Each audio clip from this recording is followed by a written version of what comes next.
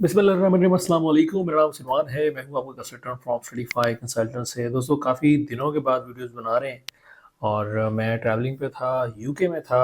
आप लोगों के लिए बहुत सारी चीज़ें वहाँ से देखने गए हुए थे, कुछ लेकर भी आए हैं, कुछ शॉकिंग न्यूज़ भी हैं, बहुत सारी चीज़ें हैं, लेकिन लेटर ऑन आपसे डिस्कस करेंगे। बट आज की जो वीडियो में मैं आपके साथ 7 वार्निंग्स जो मैं उन स्टूडेंट को दूंगा जो कि जैन इनटेक में जाना चाह रहे हैं।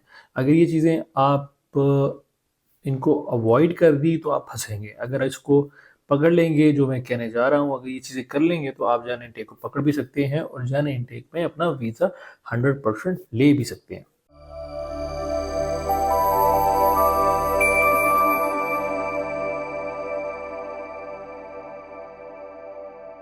सबसे पहली वार्निंग ये है कि वो मेरे स्टूडेंट जिनके पास ऑफर लेटर्स हैं और उन्होंने फाइनली फैसला कर लिया है काफ़ी सोच विचार करने के बाद कि हम इस यूनिवर्सिटी में अप्लाई करेंगे और इस यूनिवर्सिटी के साथ जाएंगे।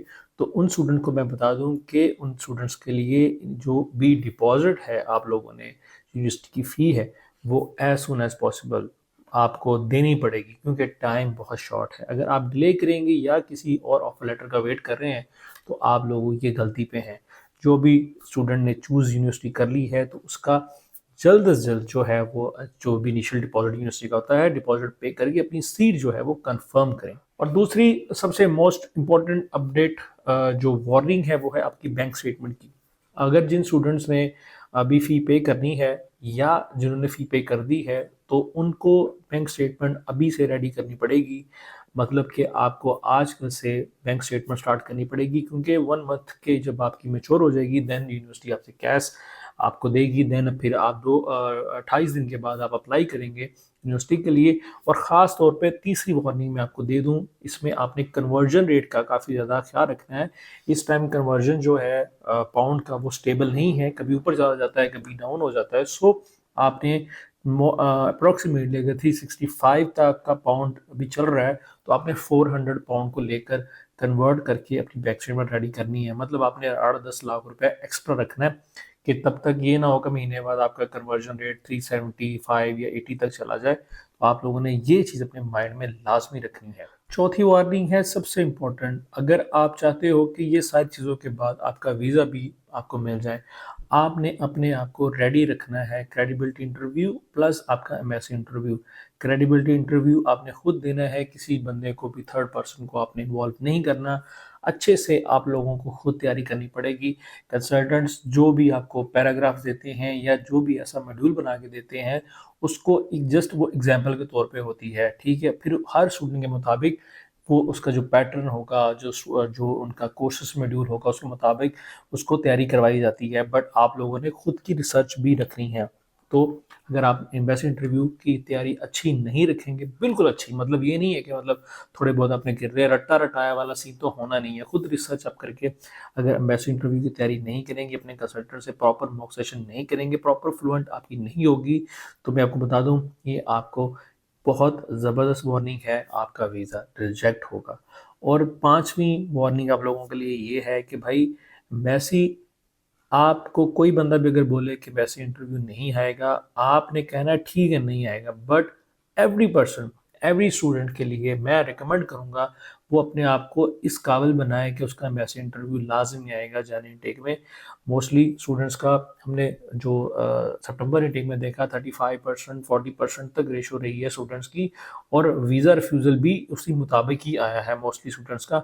और एक ही बात पे जो है वो वीज़ा ऑफिसर ने फंसाया है कि आपका मॉड्यूल कौन सा है, कौन सी यूनिवर्सिटी आपने सेलेक्ट की है, क्यों आपने यूके को सेलेक्ट किया। इसमें स्टूडेंट्स को बिल्कुल भी आंसर देना नहीं आता, वही रटा रटाया आंसर उन्होंने दिए जिसकी वजह से वीज़ा रिफ्यूज़ हुए। आप लोगों ने ये चीज़ अपने मद्देनज़र रखनी है। वीज़ा एम्बेसी का 100% इंटरव्यू आएगा ही आएगा। आपने ये अपने दिमाग में डालकर अपनी तैयारी करनी है। अगर ये चीज़ रखेंगे, तैयारी करेंगे, अगर ये डावाडोल में रहे कि पता नहीं इंटरव्यू आएगा, ये कंसल्टेंट तो कह रहा है कि भाई इंटरव्यू नहीं आएगा, ये कह रहा है कि इंटरव्यू आएगा, तो आप लोग ये इस चीज़ को ख़त्म कर दें। आपने मानना है कि इंटरव्यू आएगा, ये आपके लिए बहुत ज़बरदस्त वार्निंग है। इस चीज़ को आप अपने माइंड में रखिएगा। और पांचवी और छठी छठी जो है कि आपने रैंक्ड यूनिवर्सिटी को ही अगर सेलेक्ट किया हुआ है देन आपका वीज़ा 100% लगने के चांसेस भी है। और रैंक यूनिवर्सिटी बोले तो बहुत सारी यूनिवर्सिटी है, क्यूएस रैंकिंग में आप जाकर देख सकते हैं जो पाकिस्तानी स्टूडेंट्स मोस्टली अप्लाई करते हैं। दूसरा लास्ट जो वार्निंग आपको ये है, अगर आपने कमर्शियल यूनिवर्सिटीज़ में अप्लाई किया है तो आपका वीज़ा रिफ्यूज़ होने के चांसेस मज़ीद बढ़ जाएंगे। कमर्शियल यूनिवर्सिटीज़ बहुत सारी हैं जो कि ज़्यादा ज़्यादा ज़्यादा पाकिस्तानी स्टूडेंट ने यूज़ की है, जिसमें 5, 8, 10 यूनिवर्सिटीज़ के नाम मैं लेना नहीं चाहूँगा, बट सब स्टूडेंट को पता है मैं किन यूनिवर्सिटी की बात कर रहा हूँ, तो उसको आपने अवॉइड करना है। और साथ ही साथ जैसे ही आपकी बैंक स्टेटमेंट रेडी हो जाए, डिपॉजिट दे दिया, तो आपने एज सून एज पॉसिबल जैसे ही आपके 28 दिन पूरे हो जाते हैं, विदाउट एनी डिले आपने बायोमेट्रिक करवानी है, ताकि आगे आपकी दिसंबर की छुट्टियां स्टार्ट हो रही हैं, क्रिसमस की छुट्टियां स्टार्ट हो रही हैं, तो आपके वीज़ा डिले होने के चांसेस भी इंक्रीज हो रहे हैं जितना आप लेट करोगे।